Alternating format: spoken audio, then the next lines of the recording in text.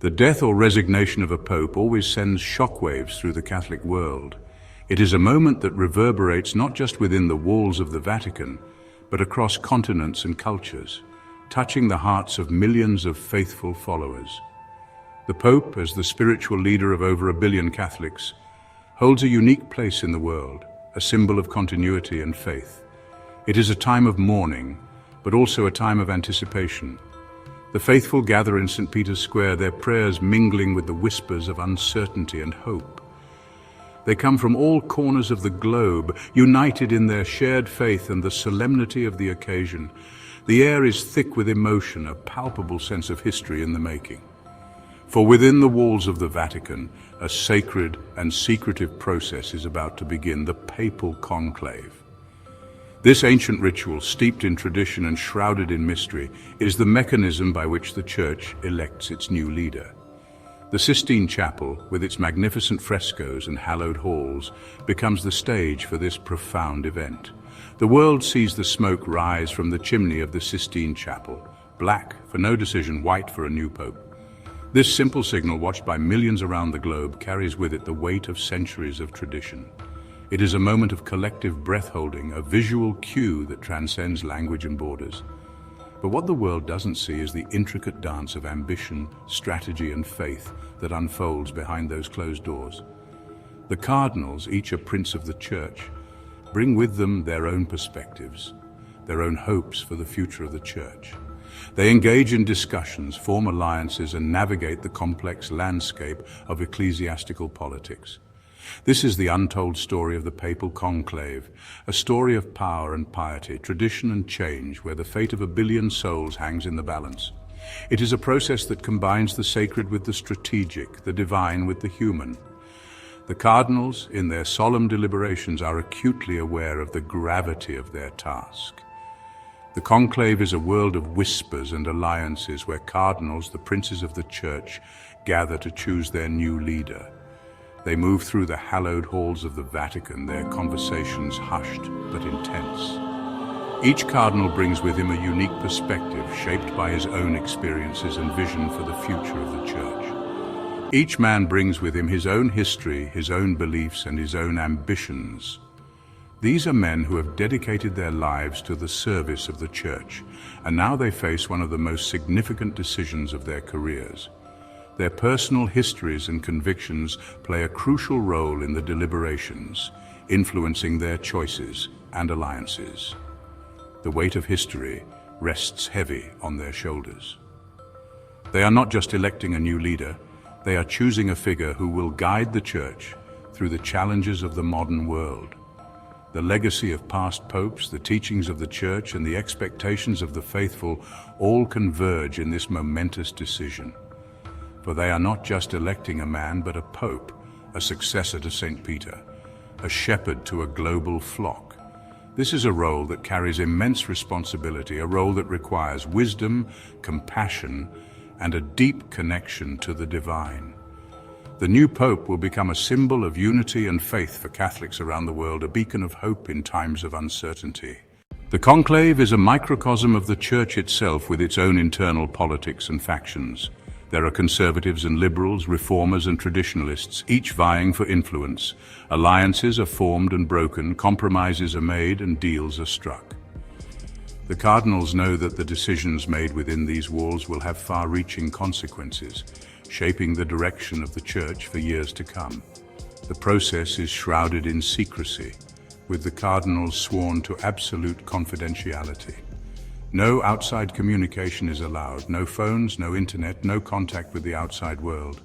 They are cut off, isolated, their every word and action subject to intense scrutiny. The pressure is immense. The world waits, holding its breath for the white smoke to appear. Within the conclave, certain cardinals emerge as key power brokers. These influential figures often hold sway over the direction of the Church, even if they are not in the running for the papacy themselves. They may not be candidates themselves, but their influence can make or break a papacy. Their roles are crucial, as they can rally support for or against a particular candidate, shaping the future of the Church. These are the men who control blocks of votes, who can rally support for or against a particular candidate. Their ability to negotiate and form alliances is key to the election process. They are the strategists, the negotiators, the deal makers who operate in the shadows. Their motivations are complex, often a mix of personal ambition, theological conviction, and a genuine desire to serve the Church. Some are driven by a desire to see their own theological or political views reflected in the next pope. They may champion candidates who align with their vision for the Church's future. Others may be motivated by personal ambition, seeking to advance their own careers within the Church hierarchy. These cardinals often have a network of supporters and allies who help them wield their influence. And still others may simply be guided by what they believe to be the best interests of the Church, seeking a leader who can navigate the challenges of the 21st century. These cardinals often prioritize stability, unity, and the ability to address contemporary issues facing the global Catholic community. As the conclave progresses, certain names inevitably rise to the top. These are the frontrunners, the men considered to have the best chance of becoming the next pope. Their backgrounds are diverse. Some are seasoned diplomats, well-versed in the intricacies of international relations. Others are renowned theologians, known for their intellectual depth and spiritual guidance. Still others are pastors, men who have spent their lives serving the poor and marginalized. Each potential pope brings their own unique set of experiences and perspectives, shaping their vision for the Church's future. A world watches anticipation and anxiety across the globe. While the cardinals deliberate in secrecy, the world outside watches with bated breath. The election of a new pope is a global event, followed by millions around the world. News channels run 24/7 coverage, analyzing every puff of smoke, every rumor, every whispered speculation. Social media explodes with commentary, with hashtags like New Pope and Papal Conclave trending worldwide. For Catholics, it is a time of prayer and reflection as they entrust the future of their Church to the Holy Spirit. But it is also a time of excitement and anticipation as they await the arrival of a new shepherd. Whispers from Rome, insider accounts, and expert opinions. Despite the secrecy surrounding the conclave, glimpses of what transpires inside emerge through whispers and leaks. Vatican insiders, speaking on condition of anonymity, offer tantalizing hints about the dynamics at play. Respected Vatican analysts, drawing on their years of experience, provide insights into the possible outcomes. These whispers and analyses, while often speculative, provide a valuable window into the conclave's inner workings. They shed light on the power struggles, the alliances, and the compromises that shaped the papal election. The first 100 days charting the course of a papacy. The white smoke appears, the bells of St. Peter's ring out, and the world rejoices. A new pope has been chosen, but the real work is just beginning. The first 100 days of a papacy are crucial. They set the tone, establish priorities, and signal the direction the new pope intends to take the Church. Will he be a reformer, tackling issues like clerical sex abuse and financial transparency? Will he focus on social justice, advocating for the poor and marginalized? Or will he prioritize doctrinal issues, reaffirming traditional teachings on matters like abortion and same-sex marriage? A church in crisis, a world in flux, challenges and opportunities. The new pope inherits a church facing numerous challenges. Scandals, declining attendance in the West, and the rise of secularism all threaten to undermine its authority and relevance. At the same time, the world itself is in a state of flux. Climate change, political instability, and economic inequality create a sense of urgency and uncertainty. The new pope must navigate these choppy waters with wisdom and compassion. He must find ways to connect with a younger generation, address the concerns of the faithful, and offer a message of hope and healing to a world in need. The future of faith, legacy, and reform in the modern age.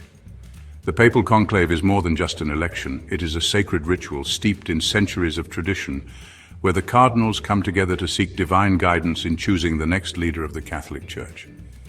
It is a reminder of the enduring power of faith in a secularizing world. In a time when many are turning away from organized religion, the conclave stands as a beacon of hope and continuity.